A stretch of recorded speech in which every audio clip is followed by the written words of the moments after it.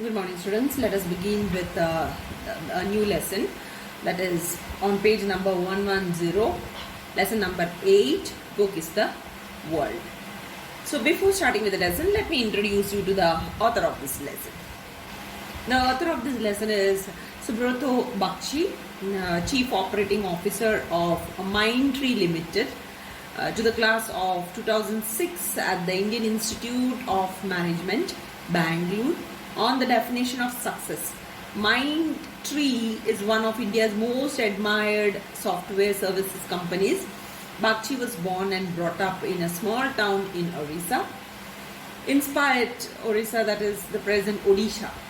Inspired by his mother's dying words to him, he wrote Book is the World, which was published in 2008 and went on to become a bestseller. So in 2008, this particular write-up, this was Book is the World was published, and then it became very famous. So let us move on to this autobiographical sketch written by Subrata Bakshi. Book is the World. So in this autobiographical narrative, the author pays tribute to his parents. So in this particular narrative, he is paying tribute to his parents. He also gives us an insight into how the strong morals and the simple principles followed by his family enabled him to achieve success in his life. So that is the most important thing over here that you can see, and that is the simple principles, strong morals, and the simple principles of parents which he followed throughout his life and became a successful person in his life. This is what we are learning from this particular write-up. So let us see this. So the lesson begins like this. I was the last child of a small-time government servant in a family of 5 brothers. My earliest memory of my father is as that of a district employment officer in Koraput, Orissa. There was no electricity, no primary school nearby, and water did not flow out of a tap. As a result, I did not go to school until the age of 8. I was homeschooled. So you can see I was the last child of a small time. So narrator's father was a government servant and narrator was the last child. So he had 5 brothers in a family of 5 brothers, right? My earliest memory of my father is that of a district employment officer in Koraput, Orissa. So his father was a district employment officer in Koraput, Orissa. That is what he was working as, his father, narrator's father. There was no electricity, no primary school nearby. So in this place where they were saying that is in Koraput, there was no electricity, no primary school, and water did not flow out of a tap. So there was no water supply also. So they had to go to nearby wells, maybe ponds or lakes or rivers to fetch their water. As a result, I did not go to school until the age of 8. I was homeschooled. Still, he was 8 years old. He never went to school. Normally, students begin to go to school from the age of 4. So here, he didn't go till the age of 8 because there wasn't any school nearby, no primary school nearby. There wasn't any water, and no electricity. So because of all this, especially because there was no primary school nearby, he didn't go to school and he was homeschooled. So he was taught at home. My mother had come as a refugee from the then East Bengal. She was a matriculate. When she married my father. My parents set the foundation of my life and the value system that makes me what I am now and largely defines what success means to me today. As a district employment officer, my father was given a jeep by the government. While he could use the jeep to commute to his office, my father refused, saying that it was not his jeep but the government's jeep. He would walk to his office. The jeep driver was treated with the respect due to any other member of my father's office. So you can see over here, my mother had come as a refugee. So the narrator is saying his mother had come as a refugee. Now what do you understand by refugee? You had seen this last year in that lesson. Refugee means a person who is forced to leave his country. Why? Because his country or his home and shift to stay to some other place. Because maybe because of some war or because of some indifferences between two places, two countries, right? So like that, his mother was a refugee who had shifted from the then East Bengal. The then East Bengal is the present Bangladesh. So predominantly occupied by the Muslims. So this place is occupied by the Muslim religion people, right? Those who follow Islam, right? And from there she came as a refugee to India, to Orissa, right? So she was a matriculate when she married my father. So what do you understand by matriculate? Matriculate in the sense she had completed her studies, her graduation, her university studies she has completed when she got married to the narrator's father. My parents set the foundation of my life and the value system that makes me what I am now and largely defines what success means to me today. My parents set the foundation of my life. So his parents, the narrator's parents, has set the foundation of his life and the value system that makes me what I am now and largely defines what success means to me today. So this value system, that is the strong morals given by his mother, given by his father, right?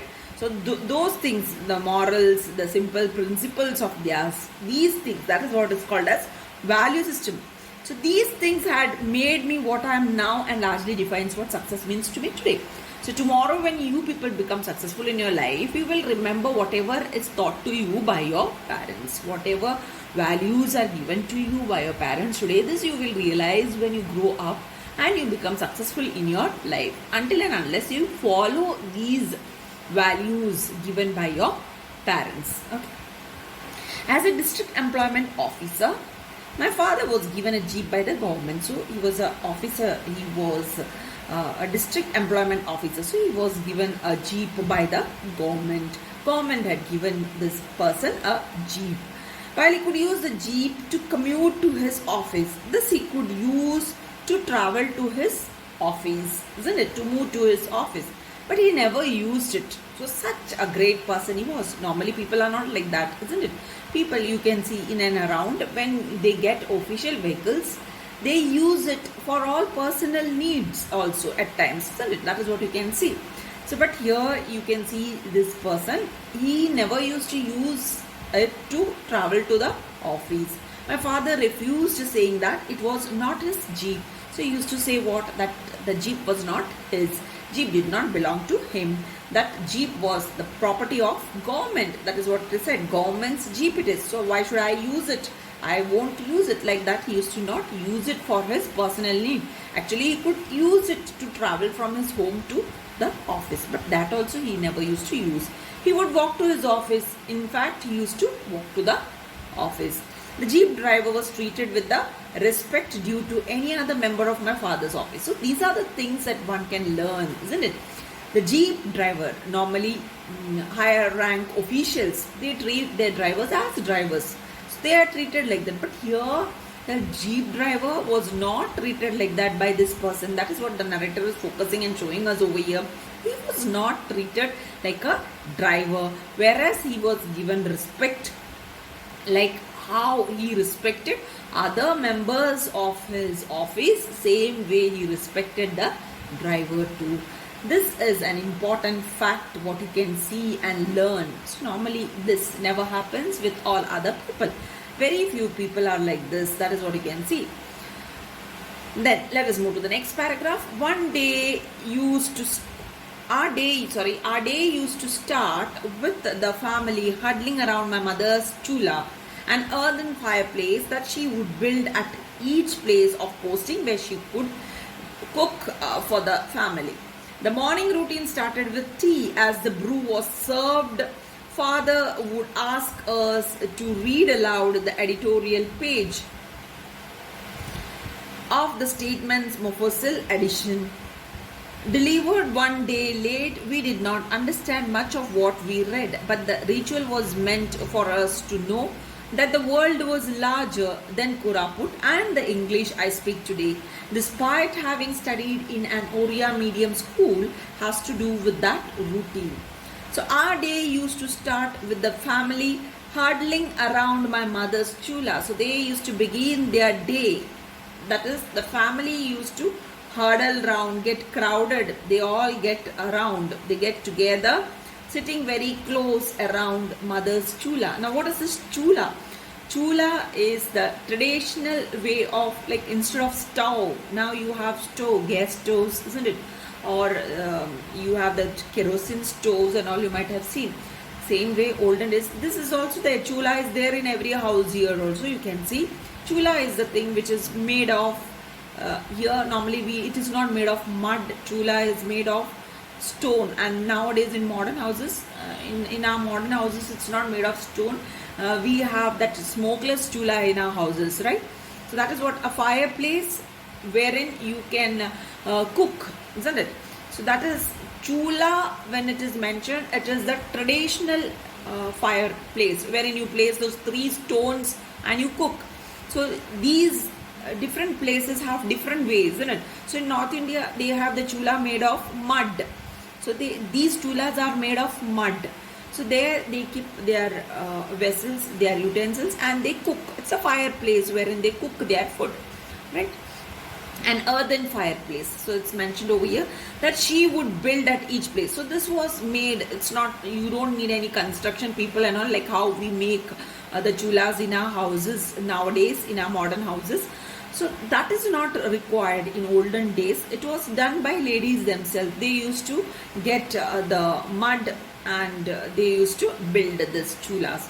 So she, that is the narrator's mother, used to make this chula every time when they shifted, because her husband was an employment officer, so he used to get transferred to from one place to another. So wherever they moved, she had to make a new chula. So this chula was not of stone in the sense you keep 3 stones and you make the fireplace, but here the fireplace was not made of stone, but it was made permanently with the mud. Okay, so they mix the mud and they make it permanently. So that is what I told you. That is the traditional method of doing. Some of you might have seen this. Okay, so here she used to keep on doing this, so they couldn't shift this when they moved to the next place. So here she used to, whenever she came to a new place, she used to make a new chula for herself, where she would cook for the family. And on this chula, she used to cook for the entire family. The morning routine started with tea. So they start, normally we all have morning routine. Normally most of the houses, we start with coffee, isn't it? Morning coffee we begin with. As the brew was served, a father would ask us to read aloud editorial page of the Statements Mofussil edition. So as they were having tea, so here they used to have tea, morning routine, they used to start with tea, and as they read the newspaper, as they drink this tea, as the tea was served, father used to ask the children, they were all 5 brothers, isn't it, the narrator had. So all these children were asked to read the newspaper aloud, and that to the editorial page of the Statements Mofussil edition. Statements Mofussil, it's a newspaper. Mofussil means it's a rural area Statements edition it was. So this was delivered one day late because it was a rural area. They weren't any transportation, so they used to get it late. Every time they used to get it late, one day late they used to receive the newspaper. So like that, this editorial page they were asked to read, the children were asked to read by their father. We did not understand much of what we read, so they were not understanding what they were reading from this particular editorial page. But the ritual was meant for us to know that the world was larger than Koraput, and the English I speak today, despite having studied in an Oriya medium school, has to do with that routine.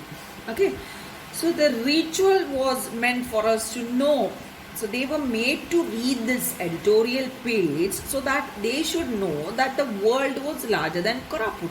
Now you can understand that the world is larger than what you see normally because of the newspaper, because of internet facilities that you have.